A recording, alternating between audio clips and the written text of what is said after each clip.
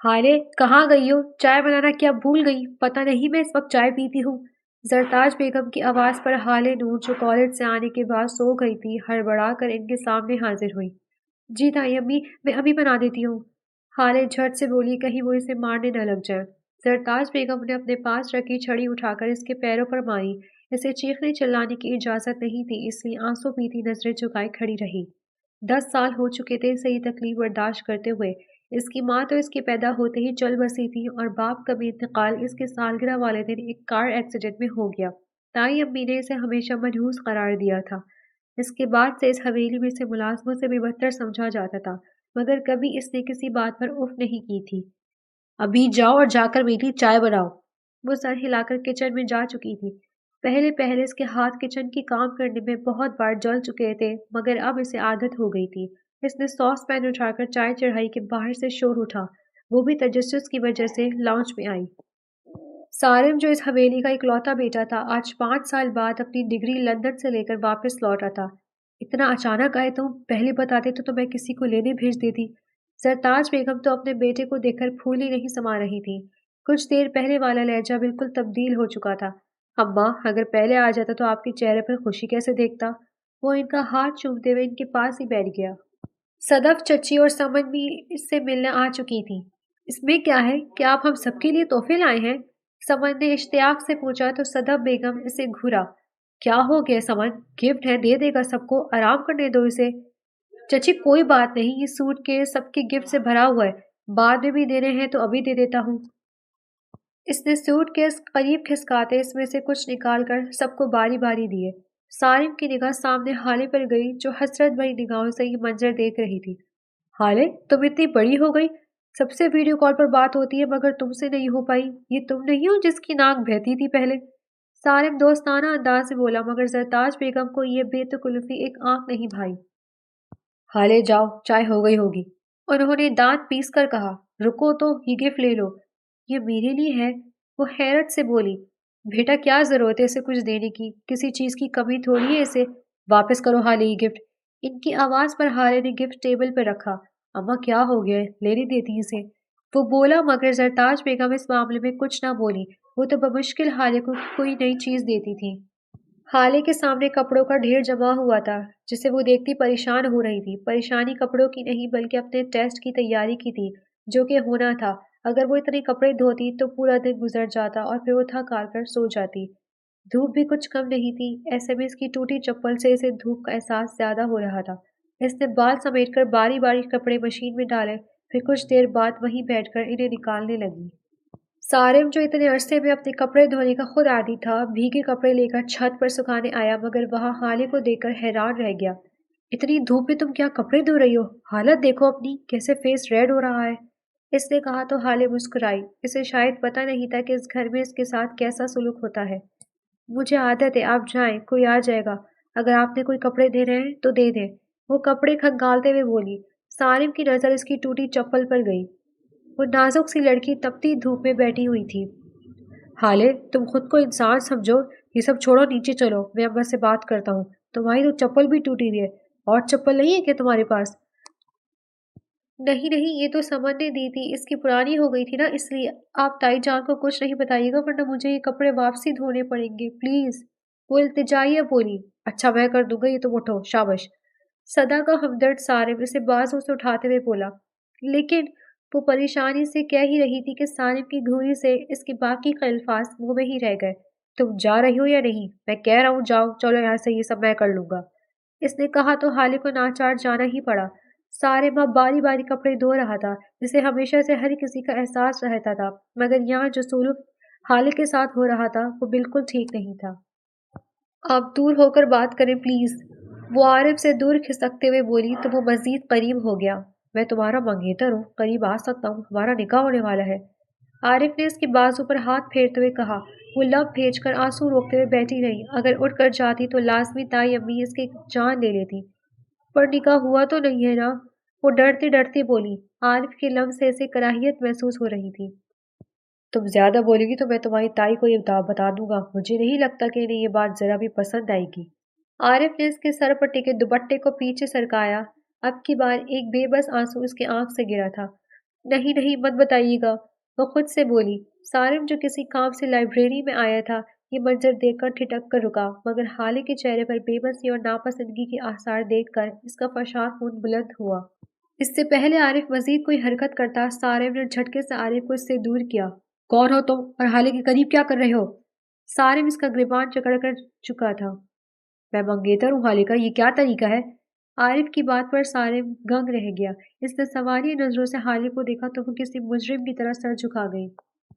رونا بند کرو حالے، اور پہلی فرصت میں یہ لپسٹک اور یہ سنگار ختم کرو۔ اس نے حالے کو اندر کرتے دروازہ اندر سے بند کرتے ہوئے کہا۔ حالے نے ہاتھ سے مسل کر ڈر کے ماری لپسٹک صاف کی اور کان میں پہنے جھمکے اتارے۔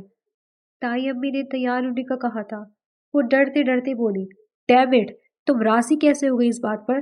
کیا تم نے دیکھا نہیں تھا لڑکے کو؟ تمہیں کوئی کچھ بھی کہے گا تم مان لو گی، یا تم تو بہت ہی معصوم ہو یا بیوقوف؟ وہ دیوار پر مکہ مارتے ہوئے بولا۔ اس کا بس چلتا تو اس آدمی کی آنکھیں نوچ لیتا جس نے حویلی کی بیٹی کو ایسی نظر سے دیکھا تھا۔ نہیں دیکھا، کسی نے نہیں دکھایا تھا، نہ پوچھا تھا۔ اس کا جسم ہولے ہولے کانپ رہا تھا۔ آج اگر وہ نہ آتا تو وہ خبیث انسان اسے ڈرا ڈرا کر مار دیتا۔ تم کیا اسی صدی میں رہتی ہو؟ یہ 21ویں صدی ہے۔ تم اس لڑکی کے خلاف بول سکتی تھی، اپنا دفاع کر سکتی تھی، یا تمہیں وہ بھی نہیں آتا؟ یہ چیزیں کوئی سکھاتا نہیں ہے۔ میں نے روتے ہوئے اس کی آواز بھاری ہو گئی، ناک اور گال سرخ ہو چکے تھے۔ ہاں کیا میں نے لگایا ہوا ہے؟ تم سے صحیح سے کچھ بولا جاتا ہے کیا؟ اب کی بار وہ زور سے چلایا تو حالے اپنی جگہ سے اچھلی۔ سارم نے اپنی پیشانی مسلی اور خود کو پرسکون کرنے کی کوشش کرنے لگا۔ اس کا غصہ حالے کو مزید ڈرا رہا تھا، جو کہ وہ ہرگز نہیں چاہتا تھا۔ وہ پہلے ہی کافی خوفزدہ تھی۔ اس نے حالے کے ہاتھوں کو اپنے ہاتھوں میں لیا۔ اس کے ہاتھوں کی حدت حالے کے ہاتھوں میں منتقل ہو رہی تھی۔ کیا تم نے؟ بتاؤ۔ اب کی بار دھیمی آواز میں سنجیدگی سے پوچھا گیا۔ حالے نے نظریں اٹھائیں۔ یہ شخص اس کا ہمدرد تھا، اتنی مشکل میں اس کا مسیحا رہا تھا۔ میں نے بتایا تھا تائی امی کو، انہوں اس کی سانس اکھڑنے لگی تو سارم نے پانی کا گلاس اس کی جانب بڑھایا، جسے وہ ایک ہی سانس میں پورا پی گئی۔ انہوں نے ہمیشہ کی طرح تمہاری بات نہیں سنی۔ اگر نہیں سنی تھی تو تم چلا سکتی تھی، مگر تم اپنے لیے بھی سٹینڈ نہیں لے سکتی۔ آپ مجھے جانے دیں، تائی امی نے دیکھ لیا تو بہت طرح پیش آئیں گی۔ آپ نے عارف کو بہت مارا ہے، مجھے سے بات کرنی ہے، ورنہ تائی امی میری جان لے لیں گی۔ وہ آواز پاکتا سی اپنی جگہ سے اٹھی۔ تم اس آدمی سے اب بات نہیں کرو گی، وہ تمہارے قریب بھی نہیں دکھے گا، اور رہی بات اماں کی تو میں ہینڈل کر لوں گا۔ کیسے کریں گے؟ مت کریں، وہ مجھے بہت مارے گی۔ حالے نے اس کا بازو پکڑ کے اسے روکنا چاہا۔ کوئی کچھ نہیں کہے گا، کوئی میرے ہوتے ہوئے تمہیں کچھ نہیں کہہ سکتا، کسی کی ہمت نہیں تمہیں کچھ کہنے کی، جب تک میں ہوں۔ اس نے اپنے ہونے کا مان اسے دیا اور اس کا ہاتھ تھام کر وہاں سے لے گیا۔ حالے کی حالت آگے کا سوچ سوچ کر ہی بری ہو رہی تھی۔ وہ تو اسے سارم کے آس پاس بھی بھٹکنے نہیں دینا چاہتی تھی۔ اماں، مجھے ایک بات کرنی ہے، اس نے زرتاج بیگم کے سامنے آتے ہوئے کہا۔ ان کی نظریں ان دونوں کے ہاتھ پر پڑی۔ لڑکی، تم نے کیسے میرے بیٹے کا ہاتھ پکڑا ہوا ہے؟ چھوڑو ورنہ تمہارا منوس سایہ بھی اس پر پڑ جائے گا۔ وہ پھنکاری۔ حالے نے ڈر کر اس کی گرفت سے اپنا ہاتھ چھڑوانا چاہا، مگر سارم نے گرفت مضبوط کر دی۔ وہ ارادوں کا پکا انسان تھا، جسے کوئی ٹس سے مس نہیں کر سکتا تھا۔ تم نے سنا نہیں لڑکی؟ اس سے پہلے وہ آگے بڑھ کر حالے کا چہرہ تھپڑوں سے لال کر دیتی، سارم اس کی ڈھال بن کر ان کے سامنے آ چکا تھا۔ اماں کیا ہو گیا ہے آپ کو؟ میں نے اس کا ہاتھ پکڑا ہے، اس نے نہیں۔ جو لڑکا آپ نے اس کے لیے پسند کیا ہے وہ لڑکا نہیں، آدمی ہے پورا، اور وہ بھی ایسا جس کی نیت اور نظریں دونوں خراب ہیں۔ اس نے زرتاج بیگم کو احساس دلانا چاہا، مگر وہ جیسے کچھ سننے کو راضی نہیں تھی۔ تو اس کے لیے کیا کوئی راجہ آئے گا اسے بیانے؟ ایسی لڑکی کو کوئی اپنا رہا ہے، یہی بہت ہے۔ جلدی میں اس کی شادی کر دوں گی، تمہیں اس کے معاملے میں بولنے کی ضرورت نہیں ہے۔ وہ بولی تو سارے کو ان کی شفاف سوچ پر بہت افسوس ہوا۔ اماں، میں بولوں گا، یہ میرے خاندان کی لڑکی ہے اور اس کے والدین بھی حیات نہیں ہے، یہ ہماری ذمہ داری ہے۔ کس حق سے بول رہے ہو؟ یہ بولنا ہے تو صرف اپنی بہن کے لیے بولو۔ یہ ذمہ داری زبردستی ہمارے گلے پڑی ہے۔ اس کی ماں کے گھر والے تو اسے اپنانے کو راضی تک نہیں تھے۔ اس کی شادی ہو چکی ہے، لیکن اب میں حالے پر یہ ظلم نہیں ہونے دوں گا۔ وہ ہلکی آواز میں بولا، کیونکہ وہ ماں کے سامنے آواز بلند کرنا نہیں چاہتا تھا، جبکہ حالے اپنی ہوئی اس کے پیچھے چھپی ہوئی تھی۔ شور کی آواز سے سمن، صدف چچی اور چچا بھی لاؤنج میں آ چکے تھے۔ بھابھی، کیا ہو گیا یہ؟ اور یہ حالے کیا کر رہی ہے سارم کے ساتھ؟ صدف چچی کی تیوری چڑھی۔ یہ خود اس سے جڑ کر کھڑی ہے، پیچھے ہٹا حالے۔ زرتاج بیگم دبا دبا کر چلائی، مگر سارم نے اس کا ہاتھ نہیں چھوڑا۔ समन ने हसद भरी नजरों से दोनों की तरफ देखा। इसने बचपन से सारे को अपने लिए सोचा हुआ था। सारे, मैं कह रही हूँ, इस मनहूस को तुम नहीं जानते। तुम अभी बाहर से आए हो, तुम जानते नहीं उसके चाल चलन। ना जाने कितनों को फंसाया हुआ है इसने। अपनी इज्जत बचाने के लिए किसी से तो शादी करवानी थी ना मुझे, वरना किन कौन करेगा ऐसी लड़की से शादी। अम्मा, मैं करूंगा इससे शादी। अब कोई इसे कुछ नहीं कहेगा, ना पूछेगा। यही मेरा फैसला है। इसको बोलते ही सरताज बेगम आगे बढ़ी और हाले का हाथ खींचकर इसे सारिक के पीछे से निकालते इसके सर पर मारने लगी। मनहूस, मेरे बेटे तक को नहीं छोड़ा, इसे भी अपने जाल में फंसा लिया। समन और सदफ चची ने मुंह पर हाथ रख लिया। समन ने अपनी माँ का हाथ पकड़ा। ताई जान नहीं, ताई जान, वो चिल्लाने लगी। दुपट्टा इस खींचातानी में गिर गया, जबकि बालों और चेहरे की हालत अबतर हो गई। अम्मा बस करें, जान लेंगी इसकी। ये बात मैंने की है, मुझे मारे जितना मारना है। सारिम ने सरताज बेगम के दोनों हाथ पकड़कर पीछे करते हुए कहा। खालिद सिसकियों से रोने लगी। इसके चेहरे पर निशान पड़ चुके थे। पहले ही मुझे इसको मार देना चाहिए था। तुम्हारी शादी समझ से होगी, इससे नहीं। इनकी आवाज हतक अमेज थी। चचा को हाले अजीज थी, मगर अपनी बेटी के बहते आंसू देखकर वो लब भेज कर रह गए। मैं समझ से हरगिज शादी नहीं करूंगा। अगर आपने जोर जबरदस्ती की तो मैं सब चीजें छोड़कर वापस लंदन शिफ्ट हो जाऊंगा। और ये मत समझिएगा कि अकेले जाऊंगा, हाले को साथ लेकर जाऊंगा। वो हाले की जानब बढ़ा और जमीन पर पड़ा दुपट्टा उठाकर इसे उड़ाया।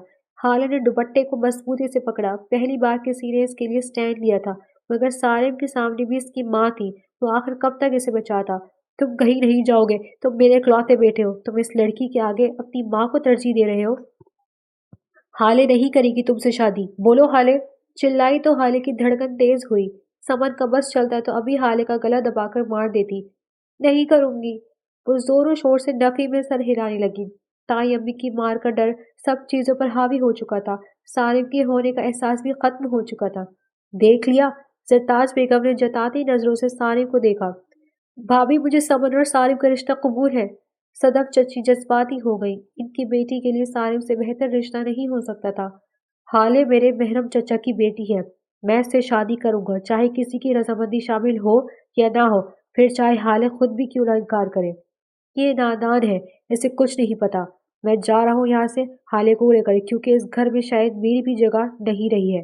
वो खत्मी अंदाज से बोला। हाले का हाथ पकड़कर हवेली से ले गया। वो इसके साथ खिंचती चली गई, जबकि सब इन्हें आवाजें देते पीछे गए। साड़िम ने गाड़ी स्टार्ट करते इसे आगे बिठाया और गाड़ी तेजी से बाहर निकाली। सरताज बेगम अपना सर पकड़कर रह गई। सारिम को एक लम्हा लगा था ये फैसला लेने में, क्योंकि वो हाले को इस जहन्नुम में रहने नहीं दे सकता था। इनका इकलौता बेटा इनसे दूर जा रहा था, वो भी सिर्फ इस लड़की की वजह से जिससे इन्हें बेपनाह नफरत थी। तुम रोना बंद कर रही हो या नहीं, या मैं तुम्हें गाड़ी से फेंक दूं। वो दांत पीस कर बोला, क्योंकि 5 मिनट से मुस्तकिल रोई जा रही थी। आप मुझे सच में फेंक देंगे? वो मासूमियत से आंखें पटपटा कर बोली। हाँ, मैं तुम्हें फेंक दूंगा। नहीं नहीं, प्लीज, मैं खुद उतर जाती हूँ। वो जल्दी से बोली, कहीं वो इसे सच में ही ना फेंक दे। यानी तुम उतरना पसंद करोगी, रोना बंद नहीं करोगी। अब जो हो गया वो हो गया, अब तुम मेरे साथ हो। पर हम जा कहाँ रहे? ताई अम्मी परेशान हो रही होंगी, आप प्लीज वापस चलें। वो उंगलियां मरोड़ते हुए बोली। हम जा रहे हैं निकाह करने, ताकि मैं तुम्हें तहफ़्फ़ुज़ दे सकूं। मुझे लगा आपने वो सब वक्त ही कहा है। मैं कहाँ और आप कहाँ। तहफ़्फ़ुज़ दे रहे तो ऐसे ही दे दें। वो इम्तियाज़ से हंसी। सारिम ने बगौर उसके चेहरे पर देखा, जिस पर जाँ बजाँ जख्मों के निशान थे। नहीं, निकाह होगा, क्योंकि अब ये सब नाकाबिल कबूल है। मुझे आदत है, मुझे ये सब सहने कई साल हो चुके हैं। हालांकि किसी को भी बुरे वक्त की आदत नहीं होती। हर जख्म इतना ही तकलीफ देता है जितना पहली बार देता है। तुम्हें मुझ पर यकीन होना चाहिए, बाकी सब मैं हैंडल कर लूंगा। वो इसको यकीन दिलाते हुए बोला। ऐसे नहीं होता सारी, ऐसे नहीं होता। कैसे नहीं होता हाले? ऐसे कैसे आप निकाह कर रहे हैं? ऐसे नहीं होता, आप समझे। मैं नहीं समझ रहा, इसलिए बेहतर है कि तुम समझ जाओ, ताकि आगे के मामलात आसान हो जाए। भले से ये निकाह धूमधाम से नहीं हो रहा, मगर मैं वलीमा लाजमी करूंगा। इसकी बातें हाले की धड़कनें मुंतशिर कर रही थी। सारिम ने गाड़ी मस्जिद के बाहर रोकी और बाहर उतरकर उसकी जानब का दरवाज़ा खोला। क्या हुआ हाले? नीचे उतरो। मेरा यकीन करो, यही बेहतर है। जब तुमने मेरे ऊपर इतना भरोसा किया है तो और सही। इसने हाथ आगे बढ़ाया। हाले के दिमाग में कई सोचें चल रही थी, मगर सामने मौजूद शख्स इसके हर सोच पर मुश्किल का हल मालूम हो रहा था।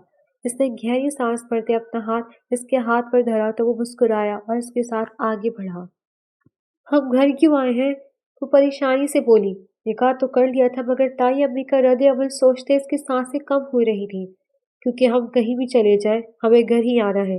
اماں سے دور میں نہیں رہ سکتا، ان کا سہارا ہوں میں، بابا کے بعد وہ بہت اکیلی ہو گئی ہے۔ اس کا ہاتھ تھامے وہ بھی لاؤنج میں آ چکا تھا جہاں موت کا سا سناٹا چھائے ہوا تھا۔ اس نے ملازمہ کو سب کو بلانے کا کہا تو سب باری باری آئے۔ تم اس لڑکی کو آخر کار لے آئے، جہاں لے کر گئے تھے وہیں چھوڑاتے تو اچھا ہوتا۔ سرتاج بیگم بولی، سارم تمہاری اماں چاہتی ہے کہ تم میری بیٹی سے شادی کر لو، وہ بھی تمہاری کزن ہے، اب بھی وقت ہے۔ چچی بولی، آپ لوگوں کو پتہ نہیں تھا کہ میں اس سے نکاح کرنے جا رہا ہوں؟ میں اپنی باتوں کا پکا ہوں چچی، میں نے حالے سے نکاح کر لیا ہے۔ اس کی بات سنتے سرتاج بیگم سکتے میں آ چکی تھی۔ صدف چچی کا حال بھی کچھ مختلف نہ تھا۔ تم نے میرا مان توڑا ہے سارے، میں کہتی ہوں ابھی کہ ابھی طلاق دو اسے، گھر کے بعد گھر میں رہ جائے گی، کسی کو کچھ پتا نہیں چلے گا، میں اس منحوس کو اپنی بہو نہیں تسلیم کر سکتی۔ وہ چلائیں، انہوں نے سامنے رکھا گلدان اٹھا کر زمین پر پھینکا، حالے کے پیروں کے نزدیک جانا پھینکا تو اس نے سارے کا بازو دبوچ کر خود کو اس کے پیچھے چھپایا۔ اماں بس کریں، اب یہ پہلے والی حالی نہیں ہے، میری بیوی اور اس حویلی کے سردار کی بھی ہے، یعنی اس گاؤں کی سردارنی ہے، اور کل ہمارا ولیمہ ہے۔ اس کی آواز بھی اب کی بار بلند ہوئی۔ میں اسے ایک لمحے اپنے گھر میں برداشت نہیں کروں گی سارم، طلاق دے کر فارغ کرو اسے۔ ٹھیک ہے، میں بھی واپس اسے لے کر لندن چلا جاتا ہوں، پھر آپ سب خوش رہیے گا، کیونکہ میرے فیصلے کی اس گھر میں کوئی اہمیت نہیں ہے۔ وہ واپس حالے کا ہاتھ تھام کر دروازے کی جانب بڑھا۔ بھابھی روگے اسے، کہیں سارم سچ میں نہ چلا جائے، لندن چلا گیا تو حالے کبھی اسے نہیں آنے دے گی۔ اپنے سامنے رکھے تاکہ جلد از جلد ان کا رشتہ ختم کروا سکیں۔ رک جاؤ سارم، تمہیں اپنے مرے ہوئے باپ کا واسطہ ہے، وہیں رک جاؤ اور اپنے کمرے میں جاؤ۔ ان کی آواز پر سارم مڑا اور ایک نظر سب پر ڈال کر حالے کو لیے سیڑھیاں چڑھتا ہوا اپنے کمرے میں چلا گیا۔ اس نے کمرے میں لا کر اس کا ہاتھ چھوڑتے ہوئے دروازہ بند کیا۔ مجھے نیچے جانا ہے، اپنے کمرے میں۔ وہ گھبرائی سی بولی، کیوں جانا ہے؟ وہ کمرہ نہیں، اسٹور روم ہے، یہ ہمارا کمرہ ہے اب حالے۔ مگر ایک لڑکا لڑکی ساتھ نہیں رہتے، لوگ کیا کہیں گے؟ وہ پریشانی سے دوپٹہ درست کرتے ہوئے بولی۔ سارم نے اس کا معصوم چہرہ دیکھتے مسکراہٹ ضبط کی جو ایسا بولتے ہوئے معصوم لگ رہی تھی۔ لوگ کیا کہیں گے؟ سیریسلی؟ سب کو پتا ہے ہمارا نکاح ہوا ہے اس گھر میں، باقی پورے گاؤں کو ہمارے ولیمے میں علم ہو جائے گا۔ پر تم ریلیکس کرو اور بیٹھو۔ اس نے حالے کو تھام کر بیڈ پر بٹھایا اور خود الماری سے فرسٹ ایڈ لینے بڑھا۔ وہ واپس آ کر اس کے گھٹنوں کے پاس نیچے بیٹھ گیا۔ چھوٹا سا کانچ اس کے پیر پر چپ چکا تھا، جس سے چھوٹی خون کی بوندیں نکل رہی تھی۔ تمہیں تکلیف نہیں ہوتی کیا لڑکی؟ کانچ چبھاوے تمہیں اور تم کچھ کہہ نہیں رہی ہو۔ کیا کہوں اور کس کو کہوں؟ اس نے الٹا سوال کیا۔ سارم نے کانچ کا چھوٹا ٹکڑا نکال کر صاف کیا تو وہ سسکی۔ مجھ سے کہو، میں ہوں سننے کے لیے، لیکن اگر کہو گی نہیں تو مجھے پتا کیسے چلے گا؟ آپ میرے پیروں سے اٹھے پلیز، تمہیں زخموں کی عادت ہے مگر اب یہ عادت ختم ہو جائے گی۔ وہ اٹھ کر اس کے برابر بیٹھا اور ہونٹ کے پاس کا زخم صاف کیا۔ اس نے حالے کے چہرے پر جھولتی لٹ کو انگلی کی مدد سے کان کے پیچھے کیا۔ سامنے موجود لڑکی کسی بھی لڑکے کا خواب ہو سکتی تھی، وہ تھی ہی اتنی خوبصورت کہ کسی کی بھی نگاہ ٹھہر جائے۔ پلیز آپ دور ہو کر بولیں۔ اس کی نظروں سے گھبراتے حالے آخر کار بول پڑی، میں زخم صاف کر رہا ہوں، اب تمہاری آواز نہیں آئے۔ وہ سختی سے بولا تو حالے ڈر کر لب بھیج گئی۔ سارم نے اسے لٹاتے کمفرٹر اس پر ڈالا اور خود بالکنی میں چلا گیا۔ اس نے آسمان پہ دیکھتے ایک سگریٹ سلگایا۔ آج ان دونوں کا ولیمہ تھا جس میں سارا گاؤں مدعو تھا۔ حالے کے لیے ڈریس سارم نے خود آرڈر دیا تھا۔ سرتاج بیگم کو بھی مارے باندھے عزت کی خاطر ولیمے میں شرکت کرنی پڑی تھی، ورنہ وہ کبھی شامل نہ ہوتی۔ ولیمے کی تقریب ختم ہونے کے بعد وہ حالے کے ساتھ کمرے میں آ چکا تھا۔ کسی نے سرتاج بیگم کے کہنے پر کوئی رسم نہیں کی تھی۔ وہ دونوں اس وقت کمرے میں موجود تھے۔ سارم اس کے نزدیک اس کا لہنگا سمیٹ کر بیٹھا۔ اس کی پرشوق نظریں حالے کے چمکتے ہوئے چہرے پر جمی تھیں جو حیا کے احساس سے نظریں نیچے کیے شرما رہی تھی۔ پورا کمرہ پھولوں سے مہک رہا تھا۔ کیا ہوا، تم مجھے دیکھ نہیں رہی؟ اس نے جھٹ سے حالے کا ہاتھوں کو اپنے ہاتھوں میں لیا۔ مجھے گھبراہٹ ہو رہی ہے، پلیز۔ وہ دور کھسکی تو سارم اس کے مزید نزدیک آ گیا۔ کیوں ہو رہی ہے؟ میں بدل تو نہیں گیا؟ یہ کمرہ تمہارے مطابق ہے، جیسے تم کہتی تھی ایسا نہیں ہوتا، دیکھو اب کیسا ہوتا ہے۔ اس نے حالے کے ہاتھوں پر بوسہ دیا۔ رشتہ تو بدل گیا ہے نا؟ ہاں رشتہ بدلا ہے، اس لیے ہمارے درمیان کسی چیز کی جگہ نہیں ہے، شرم کی بھی نہیں۔ وہ شریر ہوا تو حالے بھی دھیما سا مسکرائی۔ میں نے تمہارا منہ بچپن سے دیکھا ہوا مگر میں منہ دکھائی بھی لایا ہوں۔ اس نے ایک کیس نکالا۔ اس سے پہلے وہ کیس کو کھولتا باہر سے شور اٹھا۔ کوئی زور زور سے چلا رہا تھا۔ سارے فوراً سے بھائی کی جانب بھاگا، جبکہ حالے بھی پریشان تھی، اس کے پیچھے جانے لگی۔ مر جانے دو، یہ دن دیکھنے سے پہلے ہی مجھے مر جانا چاہیے تھا، کوئی مت روکو مجھے۔ باہر راہداری میں زرتاج بیگم خود پر پیٹرول چھڑک رہی تھی، جبکہ چچی اور چچا انہیں مستقل منع کرتے روک رہے تھے۔ میری اولاد ہی میری نہیں رہی، اس دنیا میں میرا کچھ نہیں بچا، اب موت ہی میری اصلی جگہ ہے۔ وہ زور زور سے روتے ہوئے چلانے لگی۔ ثانیہ فوراً سے آگے بڑھا اور پیٹرول کا کین اٹھا کر دور اچھالا۔ اماں کیا ہو گیا ہے؟ ہوش میں تو ہیں آپ؟ اس نے زرتاج بیگم کو جھنجھوڑا، جو بالکل اپنے حواسوں میں موجود نہیں تھی۔ سارم دیکھو انہیں، یہ اپنی جان لینے والی تھی، صرف تمہارے غلط فیصلے کی وجہ سے وہ بھی۔ چچی نے افسوس ظاہر کیا۔ نہیں ہوں میں ہوش میں، اور نہ ہی رہنا چاہتی ہوں، اس منحوس لڑکی کی وجہ سے جان لے لوں گی میں اپنی۔ وہ روتے ہوئے اس کے سینے پر سر ٹکا گئی۔ سارم نے اپنی پیشانی مس لی۔ یہ معاملہ اس کی سوچ سے زیادہ مشکل ہو گیا تھا۔ وہ اپنی ماں سے بے پناہ محبت کرتا تھا۔ خالے دور کھڑی منہ پر ہاتھ رکھ کے اپنے آنسو روکنے کی کوشش کر رہی تھی۔ اسے پتا تھا اس سب کی وجہ وہ ہے۔ اس نے آج تک کسی کو داستانہ تکلیف دینے کا سوچا بھی نہیں تھا، مگر اب ایسا ہو رہا تھا، اس سب کی وجہ وہ تھی۔ اماں آپ اپنی جان لے لیں گی تو میرا کیا ہوگا؟ اس نے زرتاج بیگم کو ان کی اہمیت کا اندازہ دلایا۔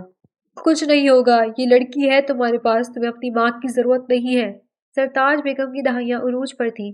اماں آپ میری ماں ہیں، مجھے ہر لمحے ضرورت ہے آپ کی۔ سرتاج بیگم کی نظر سامنے سجی سنوری حالے پر پڑی تو ان کا خون کھول اٹھا۔ اس لڑکی کو بھیجو یہاں سے، ورنہ میں خود کو آگ لگا دوں گی۔ وہ چلائی تو حالے اپنی جگہ سے اچھلی۔ تائی جان میں، اس نے ایک دم آگے قدم بڑھایا تو سرتاج بیگم نے پیٹرول کی بوتل اٹھانے کے لیے ہاتھ بڑھایا۔ تمہیں سکون نہیں ملا گھر کا ماحول خراب کر کے، جو اب تماشا بھی دیکھنے آ گئی ہو؟ چچی نے گھر کا، میں بس، روتے روتے اس کی ہچکی بن چکی تھی۔ میں کہہ رہی ہوں سارم، اس لڑکی کو میری نظروں کے سامنے سے بھیج دو۔ ان کی حالت دیکھتے سارم نے انہیں سنبھالا۔ جاؤ یہاں سے حالے، پلیز چلی جاؤ۔ وہ بولا تو حالے آنسو روکتی کمرے میں بھاگی۔ وہ مجبور نہ ہوتا تو وہ کبھی حالے کو اس طرح جانے کے لیے نہ کہتا۔ حالے کی جگہ یہاں کہیں نہیں تھی اور وہ یہ بات سمجھ چکی تھی۔ سارم انہیں لے کر ان کی کمرے کی جانب بڑھا۔ اب وہ واپس حالے کے پاس نہیں جا سکتا تھا، ورنہ زرتاج بیگم شاید اپنا حال اور برا کر لیتی۔ حالے کمرے میں آ کر روتے ہوئے سو چکی تھی، مگر جیسے دروازہ کھلنے کی آواز آئی اس کی آنکھ کھل گئی۔ رات والی شرٹ اور پینٹ میں ملبوس وہ بکھرے بالوں میں تھکا ہوا لگ رہا تھا۔ کوٹ وہ پہلے ہی اتار کر رکھ چکا تھا۔ ٹائی اب بھی ٹھیک ہے کیا؟ ٹھیک ہے وہ بھی رات والے کپڑوں میں ملبوس، جبکہ چہرہ دھلا ہوا تھا اور دوپٹہ کاؤچ پر پڑا ہوا تھا۔ ہاں ٹھیک ہے، وہ سنجیدگی سے بولا۔ وہ آگے بڑھی اور اس کا بازو دبوچا۔ اس کے چہرے پر آنسو کے چھٹے چھٹے نشان اب بھی موجود تھے۔ سارے نے اس کے چہرے کو دیکھا نہیں، ورنہ اسے گلٹ لازمی ہوتا۔ وہ نظریں چرا رہا تھا۔ وہ ٹھیک نہیں ہے سارے، میں نے دیکھا تھا، وہ پیٹرول ڈال رہی تھی اپنے اوپر۔ وہ ہذیانی میں روتے ہوئے بول رہی تھی۔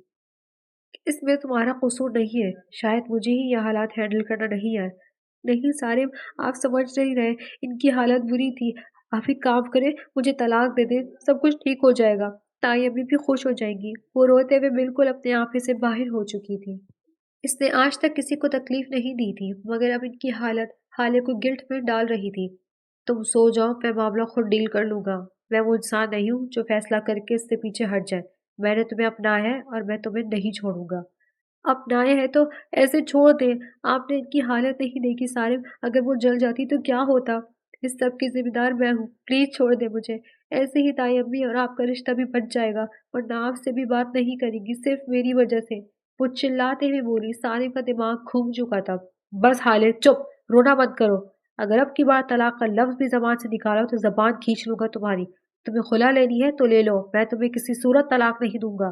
وہ اب کی بار دھاڑا۔ حالے نے ڈر کے مارے ہاتھ چہرے پہ رکھ لیے۔ اس کی سسکیاں کمرے میں گونجنے لگی۔ سارم مارنا نہیں، سارم میں نے کچھ نہیں کیا، پلیز مجھے مت مارو۔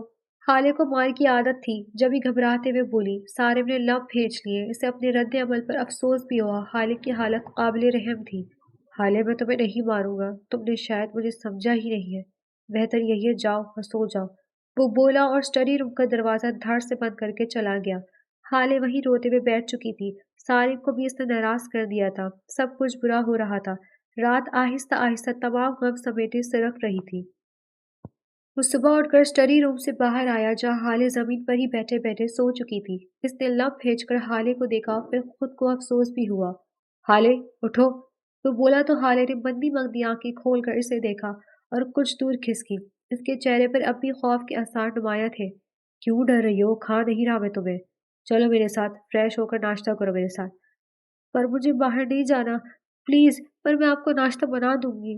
برہان سی ہوئی، مجھے تم سے ناشتہ نہیں بنوانا، تمہیں ناشتہ کروانا ہے۔ تم نے رات سے کچھ نہیں کھایا ہے، اٹھو۔ اس نے کہا تو حالے اپنی جگہ سے اٹھی۔ بھوک اسے بھی لگ رہی تھی مگر ہمیشہ اس کے حصے میں بچا کچا کھانا آیا کرتا تھا۔ آج ان کی شادی کو کچھ مہینے گزر چکے تھے، ایسے میں سارم نے حالے کا ہر صورت خیال رکھا تھا۔ وہ صرف اپنے کمرے میں ہی رہتی تھی۔ سرتاج بیگم نے حالے کی شکل تک دیکھنے سے انکار کر دیا تھا۔ سرتاج بیگم کی زبردستی اس کا پریگننسی ٹیسٹ کروایا تھا اور آج اس کی رپورٹ آئی تھی۔ حالے تم ماں نہیں بن سکتی، یہ رپورٹ یہی کہہ رہی ہے۔ وہ شکست خوردہ سا اکاؤچ پر بیٹھا ہوا تھا۔ حالے کی حالت کچھ مختلف نہ تھی۔ میں کبھی ماں نہیں بن پاؤں گی، دیکھا آپ نے، تائی اماں ٹھیک کہتی تھی، میں ہوں ہی منحوس، پہلے اپنے ماں باپ کے لیے اور اب آپ کے لیے، آپ کو اولاد تک نہیں دے سکتی۔ وہ تلخی سے بولی، آنسو اس کی آنکھوں میں جمع ہو گئے۔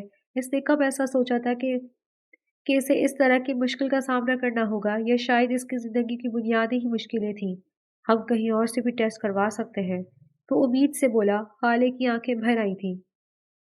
یہ رپورٹ کہیں پر بھی ایک جیسی ہی آئیں گی۔ اس کی آواز گلو گیر تھی۔ حالے کے لیے یہ کسی صدمے سے کم نہیں تھا۔ وہ معصوم یہ نہیں جانتی تھی کہ یہ رپورٹ سمر چچی اور زرتاج بیگم نے پلاننگ کے ساتھ جعلی بنوائی تھی۔ سارے بھی دکھی تھا۔ وہ اپنے خاندان کا اکلوتا مرد اور اس گاؤں کا سردار تھا۔ وہ مزید اسے ایک تسلی بھرا الفاظ نہیں کہہ سکا اور کمرے سے چلا گیا۔ حالے نے اس کی چوڑی پشت کو دیکھا۔ وہ اسے مشکل میں چھوڑ کر جا چکا تھا، پیچھے ہٹ چکا تھا۔ حالے کی آنکھوں سے آنسو گرتے اس کے دامن میں جذب ہو رہے تھے۔ اس کی تقریر میں شاید رونا ہی لکھا تھا۔ وہ اپنے شوہر کو کوئی خوشی نہیں دے سکتی تھی، یہی بات اسے مزید غمزدہ کر رہی تھی۔ تم دوسری شادی کر لو سارے، حالے جیسی لڑکی تمہیں اولاد نہیں دے سکتی تھی، مجھے پتا تھا یہ شادی بے جوڑ ہے۔ سرتاج بیگم نے سارم کو کہا جو سنجیدہ سے چہرہ جھکائے بیٹھا تھا۔ اماں وہ میری بیوی ہے، میری ذمہ داری ہے، میں نے اس کی حفاظت کے لیے اسے شادی کی تھی، میں اسے یوں بے آسرا نہیں چھوڑ سکتا۔ وہ تمہاری بیوی ہے مگر تم اس خاندان کے وارث ہو، کیا تم اپنی نسل کو آگے نہیں بڑھاؤ گے؟ تم اب خاندان کو آگے بڑھاؤ گے سارم، اور یہ تمہاری ذمہ داری ہے۔ اس لڑکی کے لیے تم اس ذمہ داری سے منہ نہیں موڑ سکتے۔ تو کیا اسے چھوڑ دوں؟ اس سے وعدہ کیا ہے میں نے، میری غیرت یہ گوارا نہیں کرتی اماں، اس نے قطعیت سے بولا۔ سرتاج بیگم نے پیترا بدلا۔ وہ آہستہ آہستہ حالے کو اس کی زندگی سے دور بھیج دینا چاہتی تھی۔ تو تم ایسا کرو، اس سے شادی مت توڑو، اسے بھی اپنے ساتھ رکھو، اگر تم یہی چاہتے ہو تم اپنی مرضی پوری کر سکتے ہو، پر تم دوسری شادی کرنا کوئی پابندی عائد نہیں ہے، تم دوسری شادی کر لو، اسے الگ رکھنا اور حالے کو الگ۔ انہوں نے یہ بات وقت ہی کہی تھی تاکہ وہ کچھ حد تک رضامند ظاہر کر دیں۔ میں اس بارے میں سوچوں گا، مجھ سے دوسری شادی کرے گا کون؟ سوچو نہیں، دوسری شادی ہو جائے گی تمہاری، سمجھ سے ہوگی، گھر کی بچی ہے، گھر میں رہ جائے گی، وہ اور حالے تو بچپن سے ساتھ ہیں، اب بھی ساتھ رہ لیں گی۔ انہوں نے سالم کو اپنی باتوں میں لینا چاہا، جس کے تاثرات سے لگ رہا تھا کہ وہ کافی حد تک مان چکا ہے۔ میں دیکھتا ہوں، حالے نے اگر ہاں کہا تو کر لوں گا، کیونکہ یہ بھی میری ذمہ داری ہے۔ وہ شکست خوردہ قدموں سے اٹھا۔ حالے کا رد عمل سوچ سوچ کر اس کے سر میں درد ہو رہا تھا، مگر وہ اس بات سے نظر نہیں چرا سکتا تھا کہ اس بات کا حل اس کی دوسری شادی ہی ہے۔ سرتاج بیگم کے چہرے پر مسکراہٹ پھیل گئی۔ وہ جلد حالے کو حویلی سے نکال دیتی۔ جب سارم اور سمن کی شادی ہوتی تو حالے آہستہ آہستہ اس سے دور ہوتی جاتی۔ وہ کمرے میں آیا جہاں اندھیرا چھائے ہوا تھا اور حالے ایک کونے میں بیٹھی ہوئی آنسو بہا رہی تھی۔ اس نے جیسے آہٹ محسوس کی، دوپٹہ سینے پر درست کرتے ہوئے آنسو صاف کیے۔ سارم نے لائٹ آن کی تو پورا کمرہ روشنی سے نہا گیا۔ آپ آ گئے، دیر ہو گئی، وہ رسان سے بولی۔ ہاں، وہ کچھ کام تھا۔ اس نے زرتاج بیگم کے پاس جانے کا ذکر نہیں کیا اور قدم قدم چلتا اس کے پاس آ کر بیٹھ گیا۔ ٹھیک ہے، کھانا لاؤں آپ کے لیے؟ ان دونوں کے درمیان پہلے ڈھیر باتیں ہوتی تھیں، مگر آج خاموشی تھی جسے حالے کی آواز نے توڑا۔ سارم نے نظریں نہیں اٹھائیں، اگر اس کے آنسو دیکھ لیتا تو شاید ہار جاتا۔ نہیں، تم یہیں بیٹھو، مجھے تم سے ضروری بات کرنی ہے۔ اس کی غمگین آواز نے حالے کے دل کی دھڑکنیں منتشر ہوئیں۔ اس کا حلق خشک ہونے لگا، مگر اس نے اسبات میں سر ہلاتے اسے اجازت دی۔ تم جانتی ہو وہ رپورٹ؟ وہ ٹھہر ٹھہر کر بول رہا تھا کہ حالے بیچ میں بول پڑی۔ ہاں، وہ رپورٹ صاف کہتی ہے کہ میں بانجھ ہوں، اور اس میں کیا نئی بات ہے؟ ایسے مت کہو حالے، یہ سب خدا کو منظور تھا، انسان کا اس میں کوئی عمل دخل نہیں ہے۔ پر وہ ناسمجھی سے بولی، پر میں اپنے خاندان کا واحد وارث ہوں، ایسے میں مجھے کوئی قدم اٹھانا ہوگا۔ میں تم سے دوسری شادی کی اجازت لینا چاہتا ہوں۔ اگر تم اپنے دل سے اجازت دو گی تو ہی یہ سب ہوگا، ورنہ یقین کرو میں دونوں شادی میں اعتدال سے چلوں گا۔ مجھے تم سے پیار ہے حالے۔ یہ کیسا پیار تھا جو شراکت داری کی اجازت طلب کر رہا تھا؟ حالے نے زخمی نظروں سے اس کی طرف دیکھا۔ سامنے بیٹھا شخص اس کا محسن تھا۔ اگر وہ اس وقت اس کو خالی ہاتھ لوٹا دیتی تو احسان فراموش کہلاتی۔ اس نے اپنے دل پر پتھر رکھ کر اسے اجازت دی تھی۔ یقین کرو ہم پہلے جیسے ہی رہیں گے، وہ ہمارے بچے ہوں گے حالے۔ وہ یہ نہ کہہ سکی کہ وہ اس کی اور اس کی دوسری بیوی کے بچے ہوں گے۔ سوچ صرف دماغ تک ہی رہی۔ آپ کو اجازت ہے سالم، اس اجازت کی ضرورت نہیں تھی، یہ آپ کا حق ہے کہ آپ کو اولاد کی خوش نصیب ہو۔ میں یہ حق آپ سے چھیننا نہیں چاہتی اور نہ ہی چھینوں گی۔ وہ بمشکل چہرے پر مسکراہٹ لاتے ہوئے بولی، جبکہ اس کا دل جانتا تھا کہ اسے کتنی تکلیف ہو رہی تھی۔ ان کچھ مہینوں میں وہ اس کے دل کے قریب ہو چکا تھا، یا وہ واحد تھا جو اس کے دل کے قریب تھا، اور وہ بھی اب دور جا رہا تھا۔ سارے مزید بیٹھ نہ سکا تو لمبے لمبے ڈگ بھرتا کمرے سے نکل گیا۔ اگر یہاں رہتا تو اپنا ضبط کھو کر پھوٹ پھوٹ کر رو دیتا۔ حالے نے گہری سانس بھری۔ اس حویلی میں شروع سے اس کی جگہ نہیں تھی، مگر سالم سے شادی کے بعد وہ خود کو اس حویلی کا مکین سمجھنے لگی تھی۔ یہی اس کی بھول تھی۔ اس نے ایک فیصلہ کیا تھا، یہ مشکل تھا مگر حالات کے حساب سے یہی بہتر تھا۔ وہ اٹھی اور ایک ایک کر کے کپڑے بیگ میں ڈالے۔ وہ کراچی جا رہی تھی جہاں اس کی دوست رہتی تھی، ہاسٹل میں۔ وہ یہاں سے دور چلی جانا چاہتی تھی کیونکہ وہ جانتی تھی یہاں اس کے ساتھ زرتاج بیگم پھر سے وہی رویہ رکھیں گی۔ اب وہ واپس اپنی پرانی زندگی جیسی زندگی گزارنا نہیں چاہتی تھی۔ سالم کا حق تھا خوشیوں پر، وہ کبھی ان کی خوشیوں کے آڑے نہیں آتی، مگر اس کا دل روزانہ مرتا اسے کسی اور کے ساتھ دیکھتے ہوئے، اس لیے اس نے یہ فیصلہ کیا۔ سالم کل رات کا گیا، اب رات میں آیا تھا۔ اس نے کمرے میں قدم رکھا جہاں کوئی موجود نہیں تھا۔ اس نے باہر نکل کر ملازمہ سے حالے کا پوچھا مگر حالے کہیں موجود نہیں تھی۔ اس نے اپنی پیشانی مسلی اور زرتاج بیگم کے کمرے کی جانب بڑھ گیا، مگر اندر سے آتی آوازوں نے اس کے قدم جکڑ لیے۔ بھابھی، آپ نے یہ بہت اچھی چال چلی ہے، ماننا پڑے گا آپ کو۔ جو جعلی پریگننسی رپورٹ آپ نے بنوائی ہے، کیا کیا خوب بنوائی ہے، صدف چچی داد دینے والے انداز سے بولی۔ سرتاج بیگم مسکرائی تھی۔ تم جانتی ہو اس لڑکی کو میں کسی صورت اپنی بہو کی روح میں نہیں اپنا سکتی تھی، پھر مجھے سالم کو بھی خود سے بدزن نہیں کرنا تھا، یہ سب سے اچھا فیصلہ تھا۔ مگر کیا وہ سمن سے شادی پر راضی ہو گیا؟ حالے کا کیا ہوگا؟ کیا اب بھی ہمیں اسے برداشت کرنا ہوگا؟ نہیں، کیوں کرنا ہوگا؟ ذرا بس سمن کی شادی ہونا دو، حالے کو ایسا غائب کرواؤں گی کہ پتہ نہیں چلے گا۔ سرتاج بیگم کی آواز سن کر سالم کو افسوس ہوا کہ وہ اس کی ماں تھی۔ وہ کمرے کے اندر آیا، تعصب بھری نظروں سے انہیں دیکھا۔ سالم میرا بیٹا؟ انہوں نے اس کے تاثرات نوٹ نہیں کیے۔ اماں، مجھے امید نہیں تھی کہ آپ اتنا گر جائیں گی۔ اس معصوم لڑکی نے آپ کا کیا بگاڑا ہے جو آپ نے اس کے ساتھ ایسا کیا؟ ابھی وہ بول ہی رہا تھا کہ ملازمہ کمرے میں آئی۔ صاحب جی، وہ حالے بی بی کہیں نہیں ہے، حویلی کے باہر بھی دیکھ لیا جی۔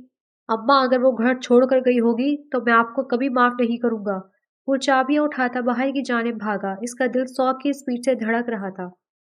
اچھا ہوا منوس خود چلی گئی، بلا ٹل گئی، کچھ دن بعد سالم خود ہی ٹھیک ہو جائے گا۔ سرتاج بیگم نے کہتے ہوئے خود کو تسلی دی، لیکن یہ سب ان کا خیال تھا کیونکہ اب سالم کا حال بہت برا ہونے والا تھا۔ چند سال بعد حالے آج اپنی سیلری ملنے پر روحان کو لے کر مال آئی تھی۔ مہینے میں ایک بار وہ لازمی اسے باہر لے جاتی تھی۔ شہر میں اس کی دوست نہ ہوتی تو وہ در بدر ہو رہی ہوتی۔ اس کی دوست نے اسے ہاسٹل میں کمرہ بھی دلوایا ہوا تھا۔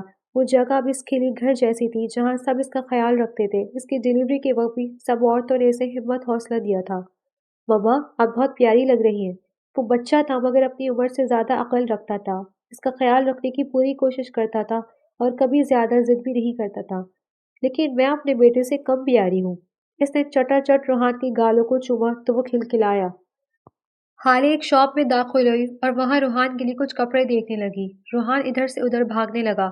سالم جو آج یہاں اپنی نئی برانچ کی وزٹ پر آیا تھا، ایک پل کے لیے ٹھٹک کر رکا۔ بڑی سی چادر میں ملبوس وہ حالے ہی تھی جس چہرے کو اس نے ہر جگہ اتنے سال تلاش کیا تھا، وہ اس کے سامنے تھی۔ اس کی نگاہ آس پاس بھاگتے کبھی حالے سے باتیں کرتے روحان پر پڑی تو وہ گنگ رہ گیا۔ وہ حالے کو منہ بلا رہا تھا۔ اس نے اپنے ساتھیوں سے ایکسکیوز کیا اور اس کے بچے کے پاس آیا۔ اس کی شکل ہو بہو سارے میں مل رہی تھی۔ روحان میں اسے اپنا بچپن دکھائی دے رہا تھا۔ اس نے اپنے مینیجر کو بلایا اور اسے کچھ ہدایت دی۔ وہ یہاں تماشا نہیں کرنا چاہتا تھا کیونکہ حالے کبھی ایسے اس کے ساتھ نہ جاتی۔ اس نے روحان کو ٹافی کا لالچ دے کر اپنی گود میں اٹھایا اور پارکنگ کی طرف چلا گیا۔ حالے نے چند منٹ کوئی آہٹ محسوس نہیں کی تو ارد گرد دیکھا، مگر وہاں روحان کی غیر موجودگی نے اس کے اوزان خطا کر دیے۔ روحان؟